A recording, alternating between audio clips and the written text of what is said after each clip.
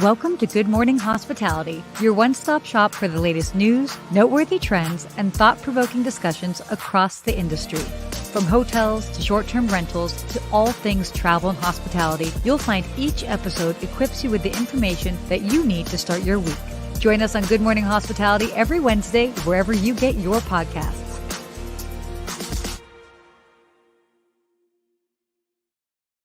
It is a good morning. It is a very good morning. It is a very good morning for me and for listeners. We were all talking last night because I was so sick yesterday that I didn't think I was going to make it. I was speaking at an event and I thought I was going to throw up during my speech. So, oh God, Steve Turk is alive. Steve Turk is alive. But so because of that, I'm feeling better. And Yes. this is what makes me happy every week is talking to you and talking to all of you out there. So I'm here at 50%, but I think that's better than a lot of people's 100%, right? Ooh, I'll take that. I think so too. But because I was down, we had to get a little backup. But this guy's looking too handsome to not have him on air. So we got to bring in Will Slickers. Come join the show. We have a third host today. Good morning, Wow. Will. Bringing that early morning energy. Thank you for joining me from the West Coast. Of course, I'm out here in Portland. I lost an hour, but it was worth it to be with you two, as you guys are really bringing the early morning energy. And Steve, even at 50%, I love that comment. Yep. Your 50% is everyone else's 100, baby. Let's go. Oh my God. My buddy Victor, my partner Victor Faria told me that. My business partner yesterday was like, just come give the speech. And that's the quote he gave me. I was like, all right, I'll be there. Oh, that's amazing. So, hey, by the way, good morning, everybody that's joining us. Let us know where you are joining us from, because we want to see that. Jeremy. Thank you, Lou. Appreciate it. Ooh, Toronto. LinkedIn user, what up? Yeah, I love having the three of us here. And it's been a long time. We should have had a show like this. It's different not being fully just behind the scenes. You know, I get to run the show as normal, but actually on camera. So I have to actually do my hair today. So, you know. We got Lou joining us from Charleston. We got, I got some more Charleston content to share, by the way. Lou, stay tuned. Stay tuned, Lou. Stay tuned. Steve, so glad, by the way, that you were feeling better. There was such a wonderful surprise. I almost texted you this morning. I was almost texting you, I hope you're feeling better. And then I was like, you know what? If he's like home and really sick, he doesn't need a text from me. I'll text him after the show. And then text me anytime. But I'll tell you what, I needed to lose some weight, so this has been a good way to do it. OMG. This is crazy. Crazy. I love Jeremy's comment. Shout out to Jeremy for always tuning in to every episode, whether it's Monday or Wednesday. But he said we need to pay extra for this show for me being on. Well, if the show was paid, maybe. But you know, thankfully we're able to bring this content to you guys for free. Yep. So good morning, Benny from Miami. Benny from Miami, good to see you here. All right, so we got Miami in the house. We got LA representing LA. I don't know what that was. Maryland, South Carolina, Toronto, man, everywhere. I love it. In Portland. This is good. We got a lot going on. Ooh, yes. Oh, very fun. Okay, cool. They're going to be doing their Rotary District Conference. Love that. You guys get such good live engagement. I love it. What up, Ricardo? You saw me there, not feeling well. So, Ricardo, after I left you, I went home and was very sick. I think I'm going to be here this morning. So, Steve, what is your secret for illness? Because we've all been in that position, especially for us in hospitality, where you're like, oh my gosh, I am not feeling well, but the show must go on. It is a 24/7 business. Do you have any secret tips? Ooh, ginger beer, like good quality ginger beer is very helpful, not the cheap kind. Okay. But really, when you're not feeling good, the best is, look, your team, if you have a good team, they got to step up. And they're going to step up for you, and you're going to step up for them. But there are certain days that you got to be there. But I say the best remedy is for your team to step up, because that's how they grow new leaders. So this is true. Be a leader when I'm not there. Dropping bombs. Not even 5 minutes into the episode, Steve. 5 minutes in, and you're dropping bombs. Dude, that's 50%, yo. Yeah. 50%. We're here. 50% dropping bombs more than other people. Amazing. I love it. Well, you guys had quite the impressive lineup of topics today, as I was studying to be co-hosting with you. By the way, how cool is that? We had Will was studying to be on this show. I don't put in that much effort. I don't put in that much effort on the Monday show. I just show up, and you're like, I just show up and look pretty. No, 100%. But you guys had a great show on Monday. I listened to it. It was very good. A lot of good stuff in there, especially talking about my hometown. Yeah, well, we all know Miami's a hot spot for hospitality in general, from restaurants to short-term rentals to hotels to tech vendors popping up.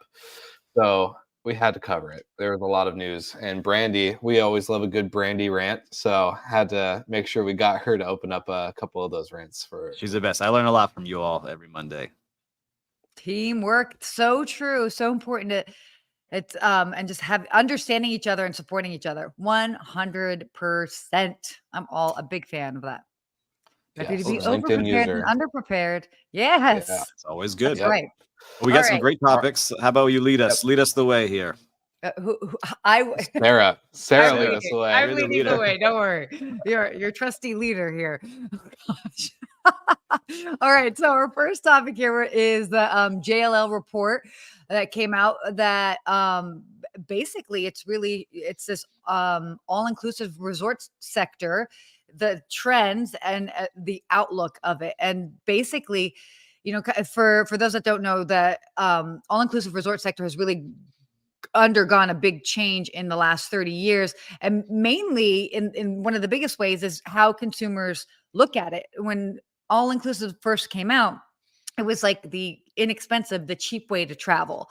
But what we're really seeing is that a lot of bigger brands and higher level brands are investing in this. The luxury and upper scale all-inclusive market is growing. And even looking at resorts in Mexico and Dominican Republic, on average, the recovery time since the pandemic was significantly higher than other resorts. I know for a fact for myself, one of my first major partnerships that I actually had coming out of the pandemic was with an all-inclusive company. And they were doing great. I would go to the Dominican, I would go to Mexico, and it was pretty busy. And it was great. And it was such a wonderful offering for people that, especially in times that were a little bit where people were wary about traveling, they felt comfortable because they're like, oh, I can go to one place, I'm good. And we've just seen this trend just continue to do really, really well. But what else did you guys kind of see from this article that piqued your interest? Will, you're the guest. You can go first. Well, I wouldn't say it was from the article that piqued my interest, but we have many podcasts in our network and in our community of hospitality. And one of the things that kind of stood out when reading the all-inclusive piece, which will also tie into another kind of topic we'll talk about, but Chris Osaka was a guest of mine, and he was basically telling me like around what they're trying to build within their company. And with the drive of all-inclusive resorts, he came from the Hilton world, which is another topic we'll have today. But he was talking about like, when I go on vacation, I just want to shut off. I don't want to have to think about where to go to eat, what to do for activities. I just want to go sit in the sun, have a cocktail, have a good food, have a good meal, and enjoy my time, right? And I'm the same way. When I travel for vacation or personal use, I don't want to have this long itinerary of like going to go hike here and go do this and go do all these things. Like, I just want to chill at the resort. I want to relax. I want to relax. I want to shut off. And I think this is just my kind of prediction or guess, is that a lot of travelers now probably are kind of burnt out from the itinerary planning and just want to chill, and they just want to be able to choose when to go do things. So an all-inclusive resort is kind of the perfect option, right? Like, you have maybe 2 to 3 restaurants on site, maybe all 3 or 4 or however many are different cuisine style. Then you have your activities for kids, maybe if it's an all adult only, then you have your activities for adults.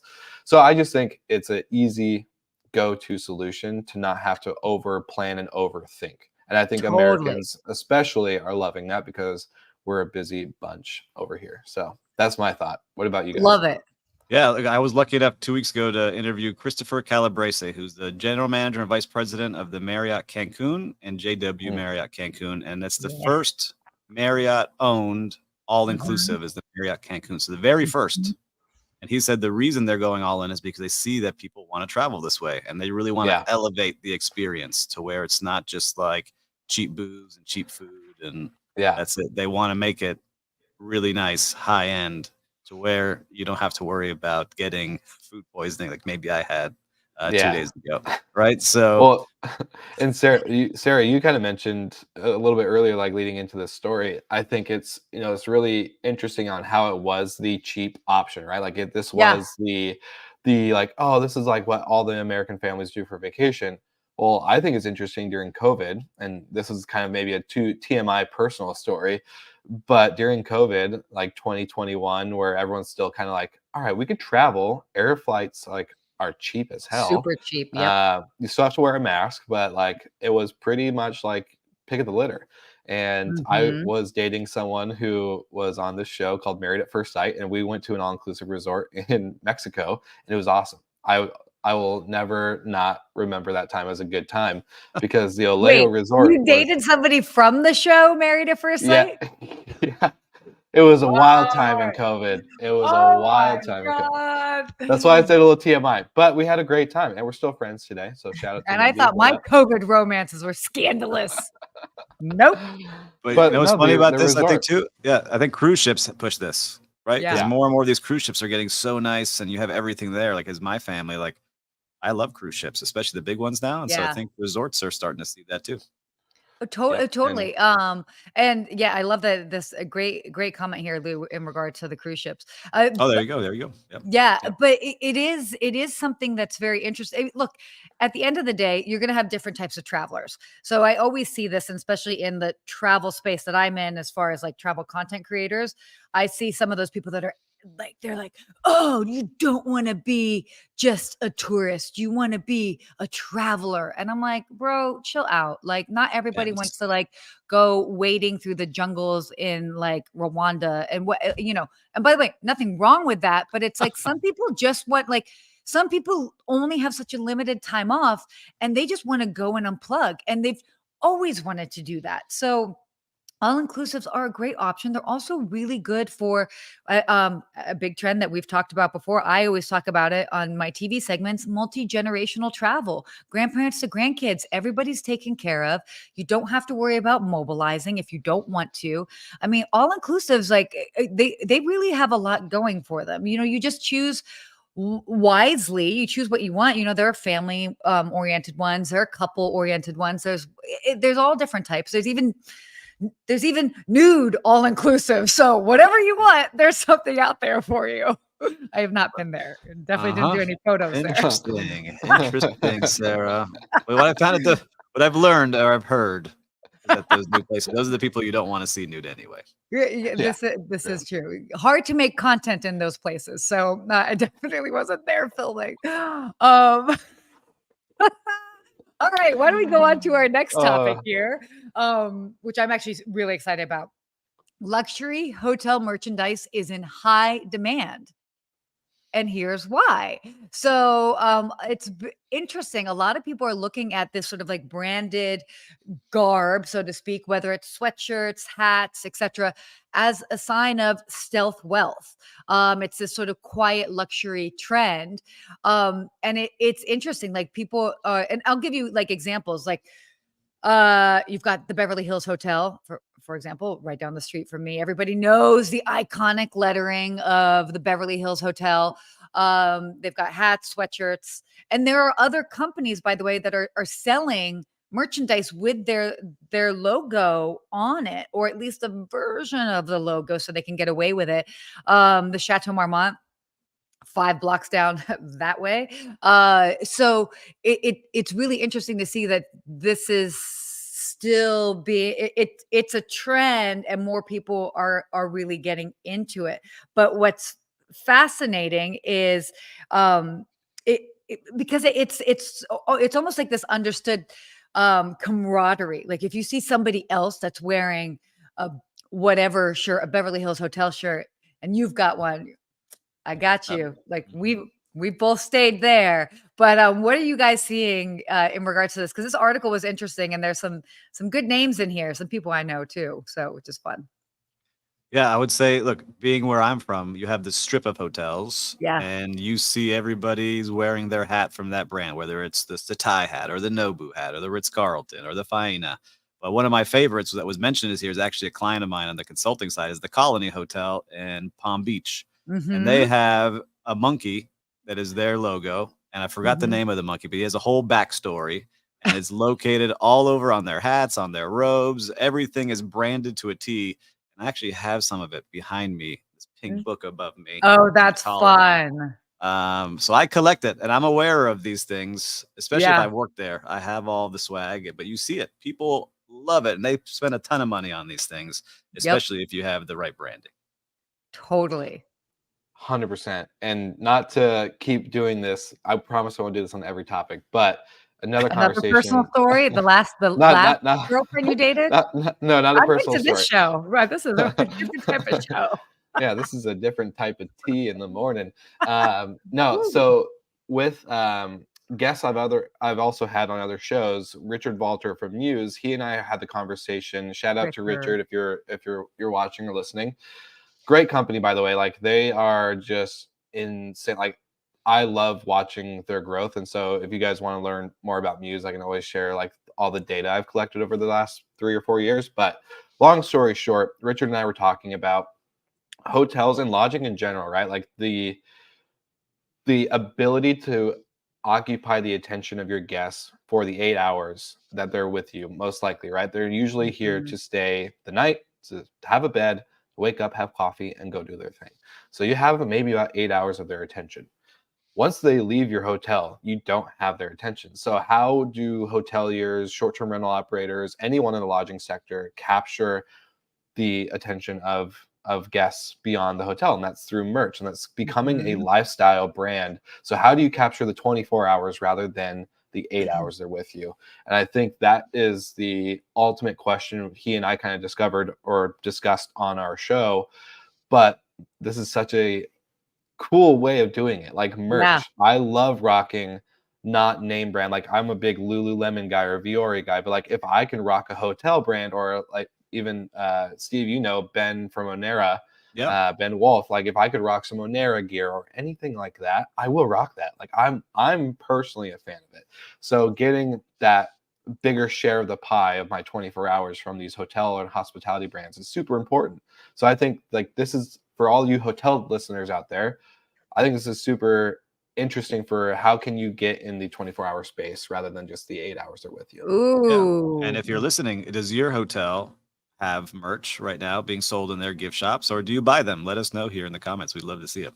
Yeah, Yeah, well, and by the way, it's more than just sweatshirts, hats. This the article was Clothing, robes, coffee robes, mugs. but then yeah, you've got cocktail ashtrays. sets. What at Eden Rock Hotel in St. Bart, for example, they have a chessboard that's like eighteen thousand 18. dollars. Yeah, $18,000. But you were talking about the Colony Palm Beach, and their CEO, President Sarah Wettenhall, by the way, was talking about how it's this brand of merchandise. It's like it shows that you're a part of a certain social circle. Yeah. And I also love that they talked to it was what Jeff Klein, Sunset Tower Hotel, also right down the street. So by the way, it's not like TMI now, but I literally live off of Sunset Boulevard in West Hollywood. So all of these famous iconic hotels are walking distance from where I am. And so it's fascinating to hear people talk about it. And I will say, if I would see somebody out wearing one of those sweatshirts or a hat or something, I would smile or maybe say something because I'm like, "Hey, homie, you're you're from my neck of the woods," you know. That's a little bit more of like a neighborhood nod than a "oh, I've stayed there" nod. But it's absolutely. I love what you were saying, Will. Your conversation with Richard, as far as like making it a 24-hour sort of visibility or experience. That's awesome. Yeah, I would say like we hear like Airbnb says like our biggest competition is hotels, and then Mhm. hotels, their biggest competition is, maybe let's say COVID because everyone had to shut down. Yeah, But definitely would say like the biggest competition for hoteliers or even any lodging sector really is going to be time. It's time. yeah, You need to be able to get in front of them longer than just the 8 hours of them sleeping at your property. So totally. Yeah, that's look at Kelly. that's Look fine. at Kelly. Kelly rocking her Nobu hat today. She says. Oh my god. There we go. See? Come on, Kelly. Let's I gotta go. figure out like what other merchandise I have. I just have like a bunch of water bottles. Ah, you got to get some sweet hats. Hats are the easy way to go. I've got all my Mandarin hat, my Lowe's I am a hat. sweatshirt freak. I have so many sweatshirts. So if I have a cool sweatshirt, I will rock the heck out of it. So just saying, anybody want to like use me as a mobile billboard? I will wear your sweatshirt. This whole crew will wear any hotel hospitality gear. If you're watching or listening, we'll wear merch for free. Yeah. Oh my gosh. We did some nice stuff though. But she mentioned Nobu. Nobu signed up and did something called the Sushi Club. And it's just fair. It's a sushi club with 2 chopsticks, but then it's whatever city it's in. And it sells out because they charge a ton of money for it. And they like teamed up with like Kith, I think, or someone. Of course it's like they a did. Brand, and then they sold out. But it's crazy. Dude, but anyhow, I remember when Kith was starting and like their CEO founder used to stay at my hotel. And it was just funny stories from that time. But yeah. Anyway, okay. So we have to talk about this Hilton topic because we're just we got so much.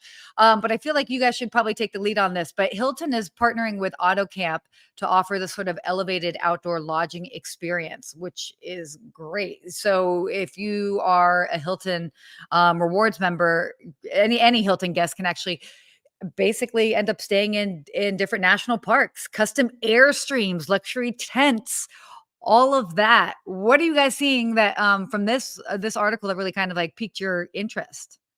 Well, I'll jump in and then Will jump in here because I love seeing this right off the bat because you and I, Sarah, have talked about this now a couple of times where the outdoor experience and hospitality is continuing to grow. And we kept saying people from the big companies are going to get involved. And now Hilton is taking this first giant swing to get in with AutoCamp, which is one of the leaders in creating this outdoor experience and really do it at a high level.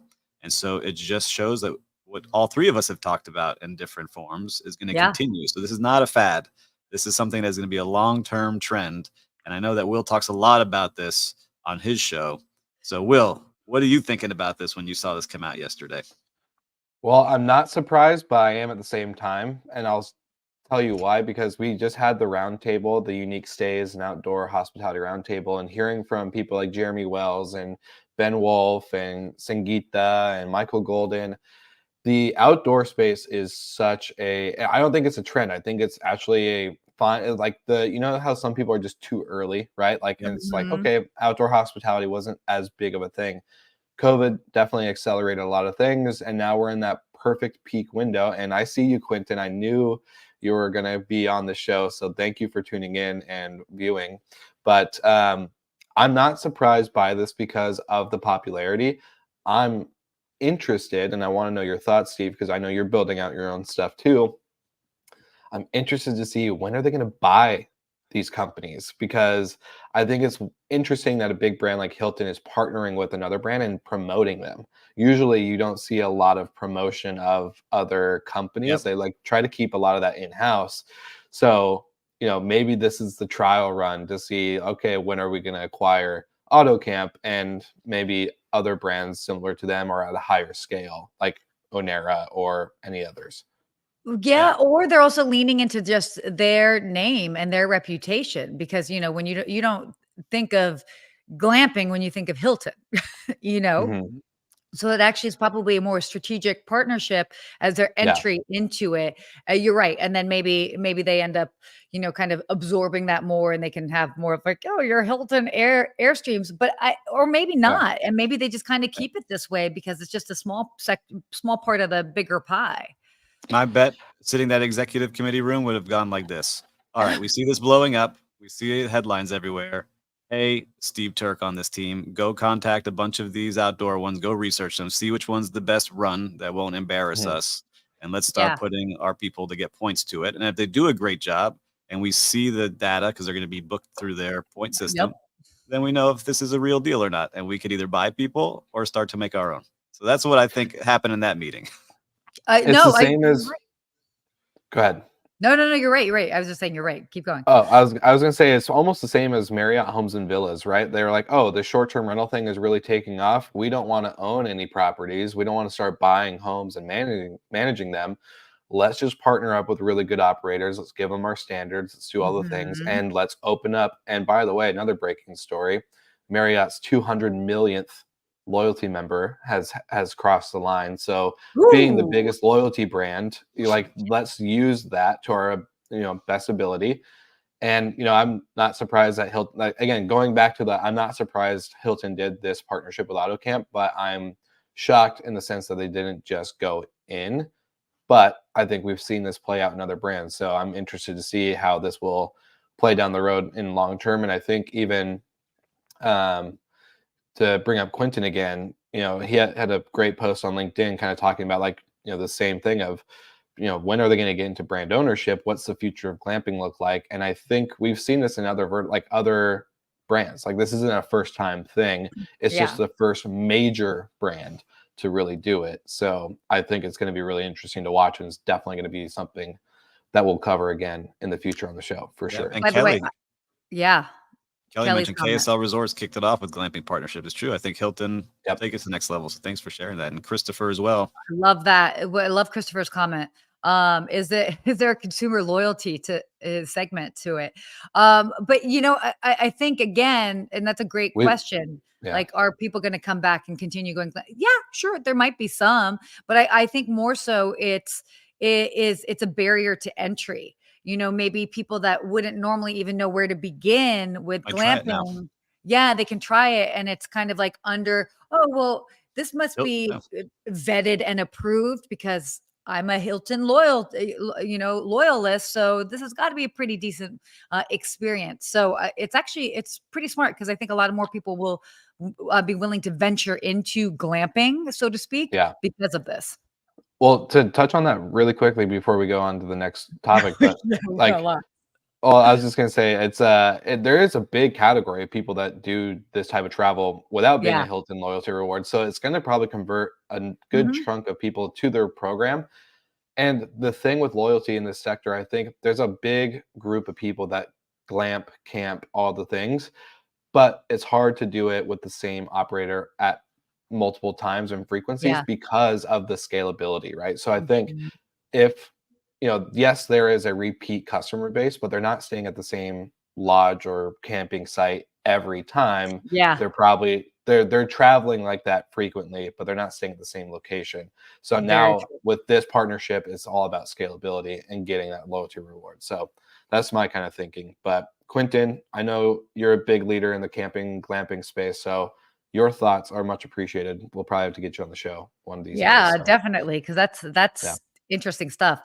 Oh my gosh, we could talk about all of this. We have so we can go a couple of minutes over today. Today's show is going to be a long one, Pierre. But we'll shift gears, kind of talking a little bit about the restaurant industry as well as some cruising. So we might have to dive more into this at another point, depending on how we get into this today. But there's a restaurant crisis happening, and I know. Steve, you probably got a lot to say about this, just with more of your F&B background. I certainly see it. I mean, pretty much in general, the restaurant industry has always had a high turnover rate. And obviously since the pandemic, hiring people, keeping talent, retaining talent is even more challenging than ever. What was the rate in here? Oh, this is crazy. So restaurants have an annual turnover rate of 74%. What? That is the highest of any industry in the United States. But more so, what they were kind of talking about are the problems. There are just inherent problems to the restaurant industry that without a bigger shift, we're kind of stuck in this place where it's like restaurants are operating a certain way, but consumers, people going to restaurants, have a certain level of expectation for their dining experience. And so they're kind of at this crossroads that restaurants want to shift a bit more, whether it is having, you order at the counter and then you sit down and then guests are like, no, I want the whole dining experience, please. Well, that also requires more staff. There's a lot of challenging things. Tipping, shifting away from tipping to just having it being higher priced items. A lot of restaurants are like, I want to be able to tip or not. So there are so many problems with the restaurant industry. Steve, talk to us. What are you seeing? Well, this is a whole show in itself. I think this article know. that came out, so we can touch on it here, but you mentioned the turnover is gigantic, and there's a lot of things that go into Insane. that. There's a million jobs that are still open in the restaurant industry across the country. And it's not going to get any better because I'm talking to a lot of friends here just locally, and Miami is one of the hottest cities in the world right now, and they're shutting down restaurants because they can't afford to keep them open. Yeah. Because they can't pay enough to get people to work there. The food costs are all getting very expensive. The rents are increasing. So the margins are like razor thin unless you're one of these like ultra successful restaurants that are out there. But all the mom and pop kind of restaurants that make neighborhoods are really struggling. So it's going to come out to using new technologies to help make these team members that are there more efficient so they don't feel like they have to quit. Yeah. Because they're so stressed out. They're like, I can't take all these 10 orders at the same time that came in, or I can't cook all these things at once, or make 10 drinks at the bar. So I really think that, there's some robotics companies. It sounds like science fiction, but there's some robotics companies already helping in the back of house, in the kitchens, by getting a lot of things done that a human then finishes off. I see it on the cruise ships with the, maker shaker robots that Totally. they have them there, but it's more of a show. But I think you'll see more of that, like in service bars. There's espresso machines now that, you don't see the fancy espresso machine here. It's just a button that costs $25,000 for the machine, but it makes espressos and cappuccinos really fast that maybe the guests to see. So I think it's a little bit of a show that will have to happen where behind the scenes, there's a lot of efficiencies that help the team so they don't freak out and keep quitting on us. So that's what I'm seeing, and I would hope happens. Oof. Yeah. Will, you got any 2 cents on this? Well, I was gonna say that I have a lot of thoughts on this because I don't have an extensive but we won't go into all of them. I promise I won't ramble. But I only had a small food and beverage experience, unlike Steve's career of amazing experiences. But and my incredible long-lived bartending years. Yeah, keep going. And you're a host. You're a restaurant host. Yeah. Well, I think to Steve, to your points, I think there's a couple things, and I know this is hard for the smaller mom and pop shops to do, right? Like they can't afford things like vertically integrating and growing their own, peppers and greenery and mushrooms and all these other things to help save costs, and then be able to sell that to the community, to other restaurants, and have that kind of other extra revenue. I think the thing, an issue with the restaurant industry right now is that the margins are so tight, and they've been on such a model of building that price and cost and revenue stream into the menu items and not looking at other things to cut efficiencies and make sure that the staff wasn't running around with their head cut off like a chicken with their head cut off.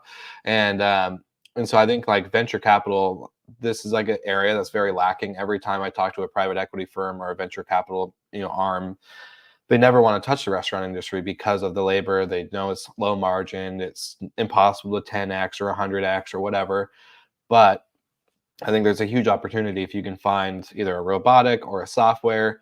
I know that Toast was mentioned in that article. So if Toast can expand into other things to help optimize restaurants, and definitely, it's really hard to say, but like restaurants and hotels suck at training their people. It's a big issue. And the reason why there's such a big turnover probably in the restaurant side is because you just get thrown to the wolves. So literally, it's and I'll be honest too, like guests, people, diners, whatever you want to call them, they're also not the most nicest people sometimes. A lot of people can be kind of, pretentious, and so like having to deal with that, there's just so there's a lot of things, and I just think that better training. They're hangry, Will. That's why they're hangry. But interesting news is that Wendy's, the drive-through fast food restaurant, is doing dynamic pricing now, or surge pricing like Uber does. So this might be an interesting thing to look at. And I know that it's been attempted in the past, and it got destroyed by the consumer.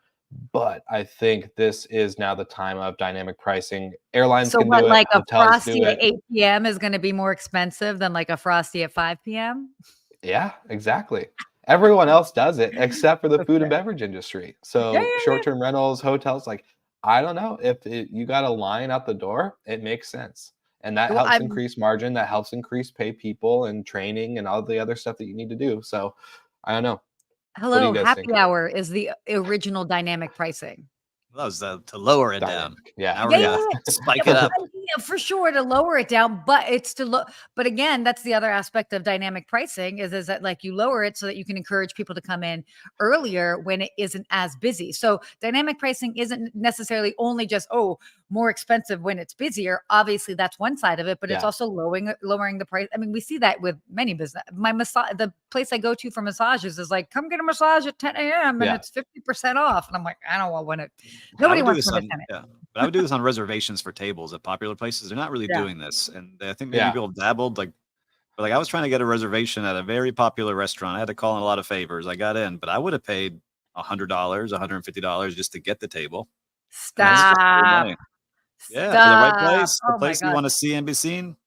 No, I Yeah. get it, dude. As a concierge, the number of reservations that I was able to secure for people and like they But wouldn't you it- say, "Hey, I can work on this, but I can't guarantee it. But if you want to guarantee it, it's $100 on your vacation." oh, are you Yeah. kidding me? Right? No. That would have been great. Like the pay to play. I mean, but that it's but then they would one might argue is that okay, well, pay to play, but I am paying to stay at this hotel, and part of the perks of that are the good Yeah. connections that you can get through I mean, you can look at it in many different ways.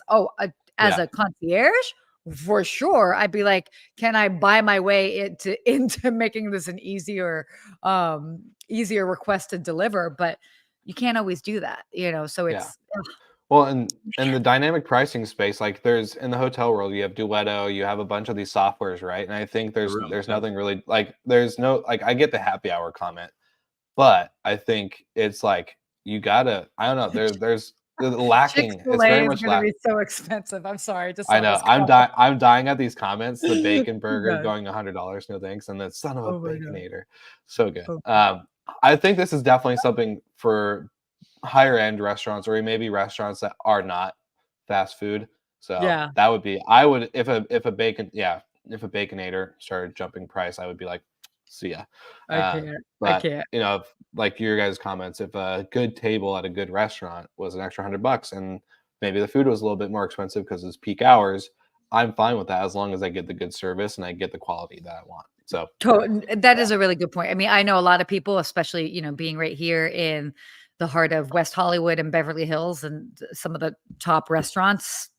Yeah, people would definitely do that just so that they can get that prime table at the prime time. So, I mean, there are different ways that you can look at it for sure. So, We make a ton of money off cancellation fees. So you know those cancellation fees where you say, "Hey, it's $50 if you don't show yeah, up." yeah. I would make so much money. That was just like a whole other line. We would just print money. It was free money. Yeah. People just like not showing up.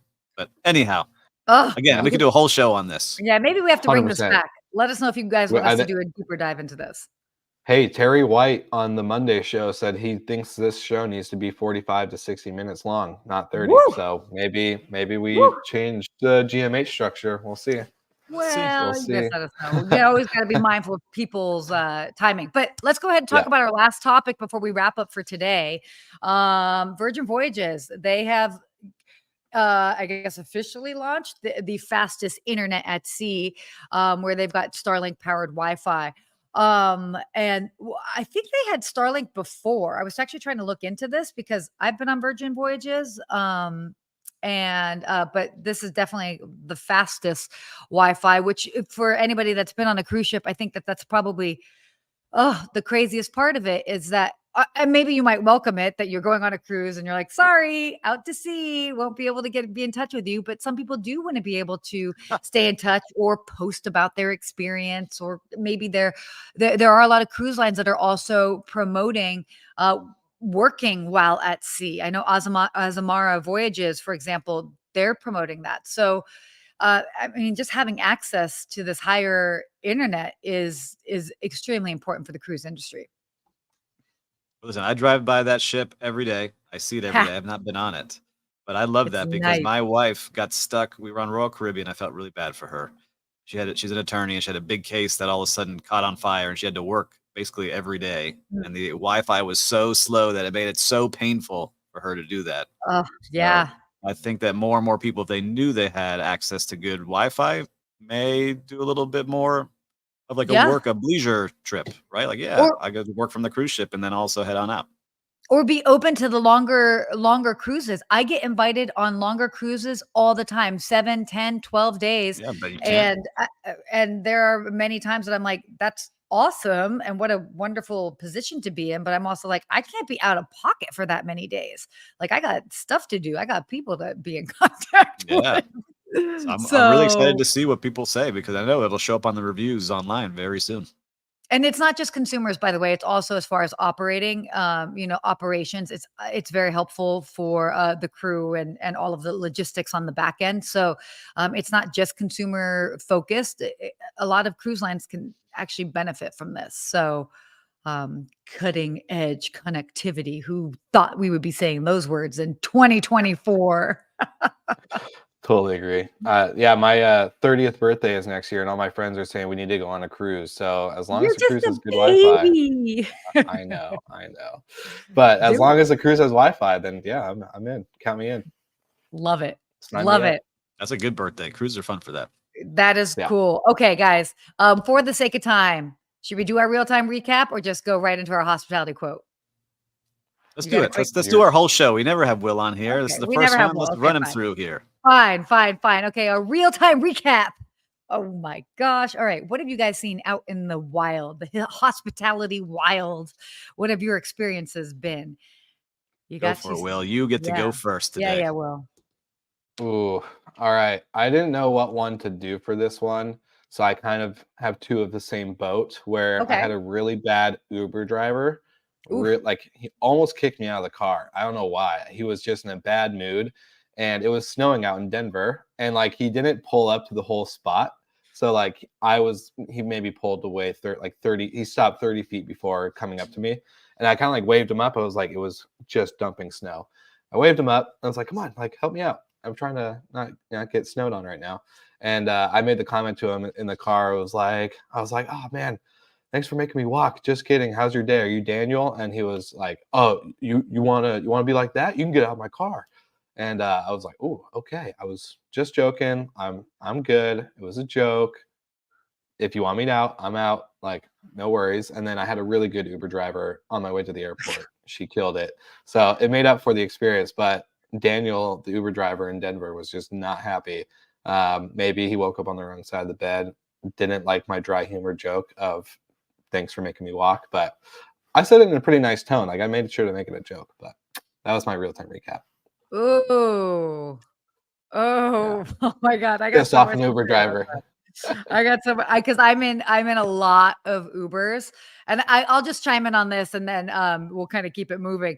But my biggest pet peeve is when the driver does not get out of their car to help put the suitcase in their trunk. By the way, Yeah. I don't mind picking up my own suitcase. I'm a firm believer. If you pack it, you got to be able to carry it. Like that is what that is. I tell my mom that all the time. She doesn't listen to me. So like I can carry everything that I pack. I can lift it, but I feel like it's almost rude when they don't get out of their car. And I get it. It's just Uber. And especially if it's like just the Uber X or like whatever Lyft, but I don't know. To me, there just seems that that's just the minimum standards is at least you get out of your car almost to like greet the person. If they have a bag, if they have a suitcase. I don't know. Maybe that's just me, but that's my real-time recap. If you are driving for people, get out of your car and help them with their bag. That's just part of the experience. You don't want them to like scuff up your car. Anyway. And like for me, I was like, it was dumping snow. Like, why Yeah, did you and stop? that too. And he saw it. I was like, hey, like this is me, but he was so far away. I was like, you're gonna make me walk Or if out you this? don't get out, acknowledge it and say, "Oh my God, I'm sorry, I Yeah, can't get out. I have like a bum yeah, leg." Well, I don't know why you're yeah, driving. Or yeah. like, I can't get out because like, oh, it's raining. Like, oh, okay, fine. Like, sure. Yeah, But yeah. Anyway, okay, I Steve, feel your you. turn. First world problems, right? First world. Bring it around here. I had the fantastic opportunity to be at the South Beach Wine and Food Festival with Were you other. ever there? You were not only there, you were all over social media there. I was like, did Yeah, you move in? What happened? I was great. It was all about what I love about this is that the energy during this time. If you guys haven't been, make sure to come on down because it's such a great festival. It's all the top chefs from around the world, and they all come and really put out their best foot forward. And everyone there, it's local restaurants, these famous chefs, the beverage companies, they are all giving it 1,000%. And that energy in each one of these tents and each one of the venues is at an all-time high. So I think I consumed just a little too much, and maybe my system has fallen apart since then, but worth it. Worth it. And so congratulations to everyone. And the best part is they donate so much money to the local Florida International University Hospitality School. So they've already raised $37 million just by doing this festival. And it's amazing to see it. But yeah, you were writing me, Sarah, seeing like every influencer's there. Everyone is in the same rooms. It's so having funny. such FOMO. Every time I opened up my Instagram app, it was like either you were there. I had some of my I've got a lot of food blogger friends. All my food blogger friends from South Florida were there. It was there. Anthony Melchiori showed up. I'm like, yo, no invite? What's going on? So we were in the same place. I was looking for him. I couldn't find him. He was going live when I was going live. I couldn't find him somewhere. Each other. Oh my gosh. Yeah. So I'm inviting myself next year. So I don't know who I got to talk to, but come on down. Come on down. Thanks. Okay. So this hospitality quote, this actually, by the way, Steve, was inspired by one of your posts, which really resonated with me. And I know that you might not be the person behind this. I wrote it for myself. There's days I write things to myself on LinkedIn. Oh, I do that too. But you wrote about turning anxiety into action. And I loved that, because I have so many people that reach out to me that they're just like, they're anxious about this and they're anxious, like I get it. We work in a very unpredictable industry. And your concept as far as like, okay, you kind of acknowledge it, but then turn it into action so that you're not sitting there and stewing in this, oh my gosh, what if? But you chime in more on it because, hey, that was your quote. You talked about when I was young, Steve Turk will say, when I was turning 30, like Will, I had my first company and I didn't know what I was doing. And I would just get stuck in these anxiety loops. Like, oh my God, we're going to run out of cash. Oh my God, we're not going to be able to make payroll. Oh my God, we're not going to be able to find a new client, or this, whatever it might be. And you get stuck in these things. And I had a business coach like, Steve, yeah, I hear you, but use that and turn it into action. The more action you start creating, you'll get results that you want. And so I was like, you know what? Ever since then, I could feel it. It still comes up in all of us. I'm sure all three of us own our companies. We get that anxiety. It's all right. I hear you. Now I'm going to use that and power through and send out those extra 30 emails, or make those extra 20 phone calls, or make these next plans, right? So I think for anyone out there, anytime you have that, whether you're a business owner or you're at work, is to use that to turn it into a positive, because it can go the opposite way very quickly.